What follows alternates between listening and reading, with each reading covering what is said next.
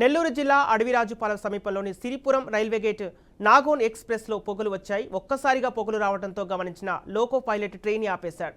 దీంతో ట్రైన్లో నుంచి ప్రయాణికులు దిగి పరుగులు తీశారు. ఘటనా స్థలానికి చేరుకుని రైల్వే సిబ్బంది మరమ్మతులు చేశారు. బ్రేక్ డౌన్ వల్లే పొగలు వచ్చాయని వారు తెలిపారు. అస్సాంలోని సిగాట్ నుంచి తమిళనాడుకు ట్రైన్ వెళ్తుండగా ఈ ఘటన చోటు చేసుకుంది.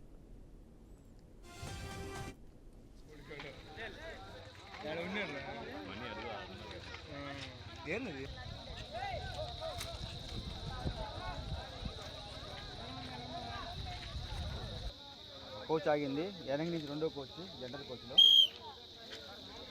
8/3 4 కిలోమీటర్స్.